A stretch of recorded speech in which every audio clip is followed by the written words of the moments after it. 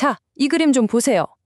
한국식 갑오즈로 무장한 용사가 날개 달린 악마와 정말 치열하게 싸우고 있죠? 칼과 방패를 둔 모습이 아주 결연해 보입니다. 심지어 발밑에는 정체 모를 물고기 괴물들까지 꿈틀대고 있네요. 와, 그야말로 손에 땀을 주게 하는 굉장히 역동적인 장면입니다. 이 그림 딱 보셨을 때 어떤 이야기가 떠오르셨어요? 혹시 우리가 미처 몰랐던 오래된 한국 신화 속 한 장면? 그런 거 아닐까 하는 생각이 들지 않으세요? 그런데 놀랍게도 그게 아니라는 거죠. 이 그림의 뿌리는요, 한국이 아니라 무려 17세기 영국에서 나온 한 권의 베스트셀러 소설입니다. 네, 맞습니다. 오늘 우리가 함께 살펴볼 이야기는 바로 존 버니언의 철로 역정이라는 책이 어떻게 한국의 옷을 입고 완전히 새롭게 태어났는지에 대한 이야기입니다. 정말 흥미로운 문화적 만남이죠. 자, 그럼 한번 그 속으로 들어가 보시죠. 자, 그러려면 일단 원작부터 알아봐야겠죠? 이 이야기의 시작은 저 멀리 17세기 영국으로 거슬러 올라갑니다. 존 버니언이라는 청교도 작가의 손끝에서 시작됐어요. 그러니까 이 철로 역정이라는 게 뭐냐면요. 1678년에 나온 아주 유명한 기독교 우화 소설이에요. 주인공이 멸망의 도시라는 절망적인 곳을 떠나서 온갖 시련을 겪으며 마침내 천상의 도시로 향하는 뭐랄까 그런 상징적인 여정을 그리고 있죠.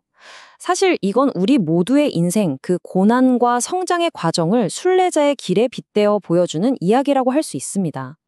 이 책의 영향력은 정말 어마어마했습니다.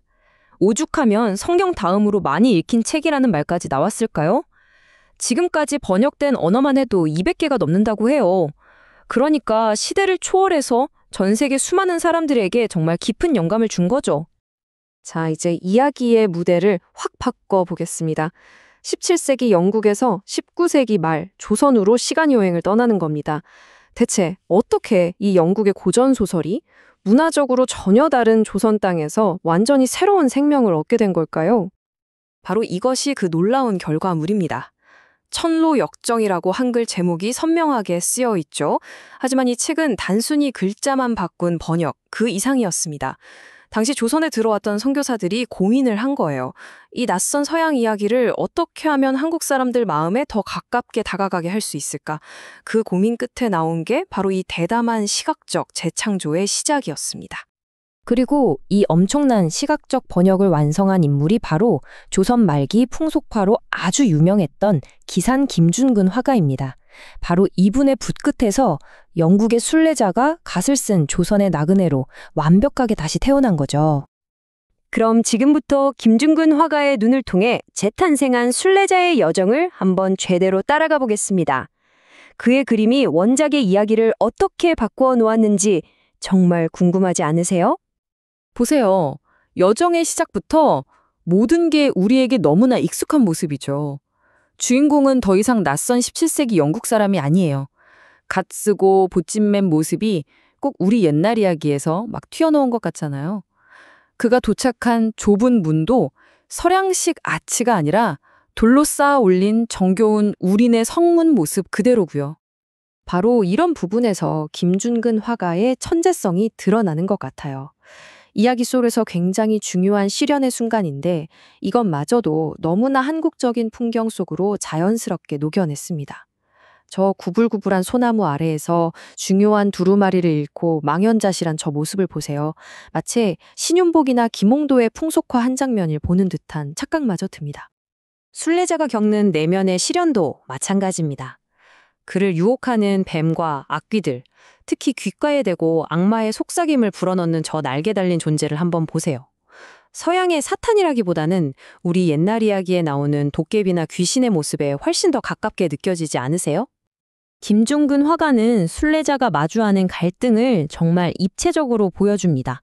왼쪽 그림에서는 기도를 통해서 내면의 악과 싸우는 그런 영적인 투쟁을 그리고요. 반면에 오른쪽, 바로 우리가 맨 처음에 봤던 그 장면이죠. 악마 아볼로온과 직접 칼을 맞대고 싸우는 물리적인 전투를 아주 생생하게 담아내고 있습니다. 그 길고 고된 여정의 끝에 순례자는 마침내 평화로운 뷰라 땅에 다다릅니다. 이 완만한 언덕과 고즈넉한 나무들, 그리고 따뜻하게 과일을 건네는 저 모습을 보면 마치 조선시대 사람들이 꿈꾸던 이상향, 무릉도원을 그림으로 옮겨놓은 것처럼 정말 평온하고 아름답습니다. 그렇다면 김중근의 이 그림들이 우리에게 말해주는 건 뭘까요? 이건 단순히 글을 그림으로 바꾼 것, 그 차원을 훨씬 뛰어넘습니다. 번역이라는 행위의 진정한 힘과 그 가능성이 어디까지인지를 보여주는 정말 놀라운 사례라고 할 수 있죠. 이 모든 걸 설명하는 아주 중요한 개념이 바로 토착화입니다. 말이 조금 어려울 수 있는데 쉽게 말해서 외국의 이야기나 사상이 어떤 지역에 들어와서 그 지역 고유의 문화와 자연스럽게 섞여 완전히 새로운 모습으로 자리를 잡는 과정을 말하는 거예요. 철로역정이 조선의 풍속화와 만난 게 바로 이 토착화의 완벽한 예시인 셈이죠. 이 화면이 그 차이를 아주 명확하게 보여주네요. 왼쪽의 문자적 번역이 그저 종이 위에 단어를 옮겨 적는 수준이라면 오른쪽의 문화적 번역은 아예 하나의 세계관 전체를 이미지로 가져와서 우리 눈앞에 새로운 세상을 창조해내는 것과 같습니다. 정리하자면 김준근의 그림은 낯선 서양의 주인공을 바로 우리 곁의 이웃처럼 친숙하게 만들었고 추상적인 종교적 개념을 눈에 보이는 한국의 풍경으로 되살려냈습니다. 200년이라는 시간과 그 먼 공간을 뛰어넘어 위대한 이야기의 정신은 어떤 문화 속에서도 그 심장이 뛸 수 있다는 것을 그의 붓끝이 증명해낸 것입니다. 19세기의 이 놀라운 문화적 시도는 오늘을 사는 우리에게도 아주 의미 있는 질문을 던집니다.